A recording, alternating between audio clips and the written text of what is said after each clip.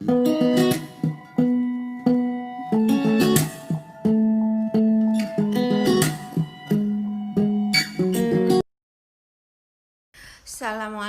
warahmatullahi wabarakatuh. Apa kabar anak-anak? Yuk kita mulai yang bab ketiga, yaitu fungsi produksi. Di jam-jam segini memang saatnya jam-jam ngantuk itu ya. Kamu ngantuk nak? Dengarkan dulu Kumis ngomong. Fungsi produksi yaitu menghubungkan batas-batas di antara berbagai rincian, ya. Antara lain fungsi-fungsi produksi menggambarkan hukum properti, tercukupinya input-input yang diperlukan, maka proses produksi yang telah direncanakan untuk suatu waktu tertentu akan dapat diwujudkan dengan baik. Fungsi produksi menunjukkan teknologi penggabungan pemanfaatan input-input agar usaha pencapaian output yang telah direncanakan untuk suatu kurun waktu dapat terwujud. Fungsi produksi merupakan hubungan teknis bahwa dengan teknologi tertentu, input-input yang diperlukan bagi suatu rencana dapat digabungkan sehingga dapat menghasilkan produk yang diharapkan.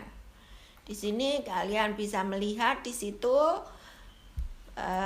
persamaan fungsi produksi, di mana P sama dengan F kali S, K R L T, di mana P adalah produksi, F adalah fungsi input-input, meliputi S tanah untuk yang ditanami, K modal peralatan yang dipergunakan, R bibit tanaman unggul bersertifikat atau pupuk obat-obatan dan lain sebagainya, L jumlah tenaga kerja yang terlibat dalam produk ini. Untuk T tingkat teknologi yang akan digunakan. Persamaan di atas ya, merupakan gambaran tentang hubungan teknik yang berbentuk matematis secara umum.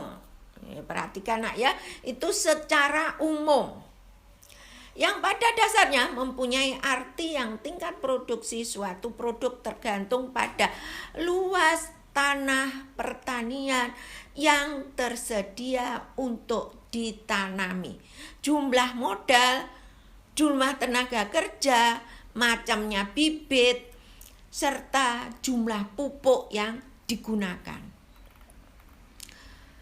Untuk obat pemberantasan hama ini perlu dimanfaatkan tatkala ada suatu perubahan di lahan. Mungkin ada serangan hama, baru kita pergunakan.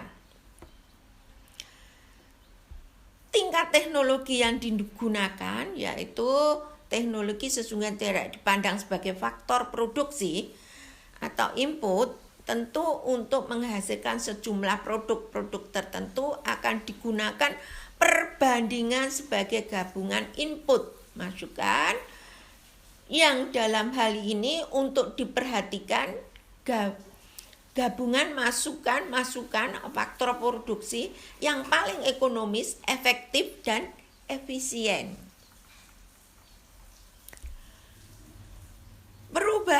Berubahnya jumlah suatu input, ya, perubahan tenaga kerja, sedang input-input yang lainnya tetap akan berpengaruh terhadap produksi, yang mungkin akan dapat menimbulkan peningkatan produksi atau penurunan produksi. Akan tetapi, peningkatan produksi tidak akan selalu menjamin dengan adanya perubahan jumlah salah satu input. Contoh tenaga kerja.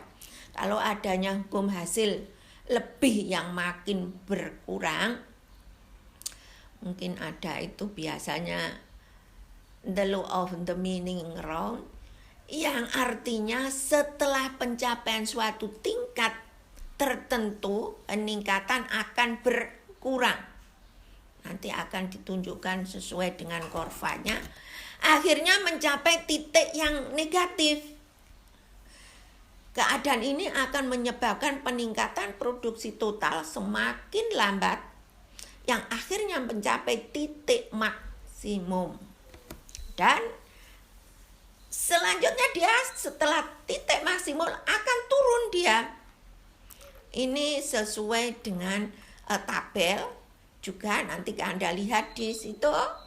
Bisa juga Anda bisa melihat kurva-kurva produk total, produk rata-rata, produk marginal. Di situ Anda bisa melihat bagaimana melihat bentuk dari kurva itu. Di tabel itu kalau bisa kita baca, nanti kita lihat tabel itu ya nak, kalian baca, diketahui tentang berlakunya hukum hasil lebih yang masih berkurang. Hukum hasil lebih yang makin berkurang. Pada pertambahan input atau faktor tenaga sampai 3 orang, meningkatkan pertambahan produk masih berimbang. Peningkatan masih berimbang. Sejak perubahan tenaga kerja menjadi ditambah 1 menjadi 4, pertambahan produk mulai tidak berimbang. Makin lama makin menurun, produk total optimal, yaitu ketika produk memanfaatkan tenaga kerja 5, selanjutnya perhatikan kurva total. Produk rata-rata dan produk marginal. Di situ akan tampak produk total, yaitu keseluruhan jumlah dari produk yang sudah dilangsungkan. Produk rata-rata yaitu produk yang secara rata-rata dihasilkan oleh setiap tenaga kerja yang terlibat dalam produksi. Produk marginal yaitu penambahan produk yang diakibatkan oleh penambahan tenaga kerja. Di sini nanti kalian bisa melihat di layar ya nak. Bisa kalian lihat nanti pada gambar yang ketiga, angka di fase 1 ya. Fase 1 itu menunjukkan bahwa elastisitas produksi pada fase 1 ini lebih kecil dari 1 dan sama dengan 1. Yang artinya setiap penambahan input tenaga kerja sebesar 1 orang akan memberikan penambahan produk sebesar dari yang telah mampu dihasilkan tambahan produksinya 10 kintal, misalnya 2 orang tenaga kerja 30 kintal, dan seterusnya berlanjut. Untuk fase yang kedua, elastisitas produksi sama dengan 1 sampai 0. Yang artinya bahwa fase ini setiap penambahan input tenaga kerja akan memberikan penambahan output yang maksimal mencapai titik maksimal. Yang selanjutnya penambahan produk itu akan makin menurun walaupun inputnya bertambah terus. Pertambahan produk akhirnya mencapai titik 0. Elastisitas produk ini masih dapat dikatakan cukup walaupun pada akhirnya tidak terjadi penambahan. Di fase yang ketiga, elastisitas lebih kecil dari 0. Yang artinya di situ adanya penambahan input lagi tenaga kerja akan justru akan terjadi pengurangan produksi total.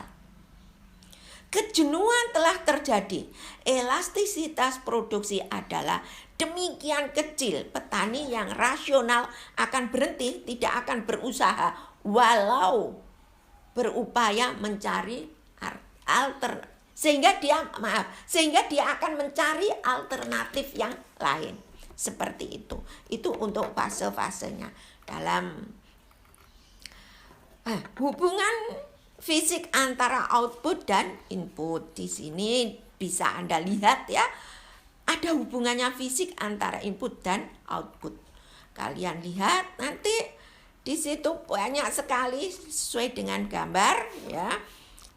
Di sini ada rumus elastisitas sama dengan persentase perubahan output dan persentase perubahan input. Itu nanti merupakan rumus matematis. Jika elastisitas lebih besar 1 dan elastisitas lebih kecil 0, maka fungsi produksi berada pada daerah ekonomis. Ini dipakai biasanya untuk mendefinisikan sesuatu hubungan fisik antara output dan output. Itu mungkin untuk session ini saya akhiri. Wassalamualaikum warahmatullahi wabarakatuh.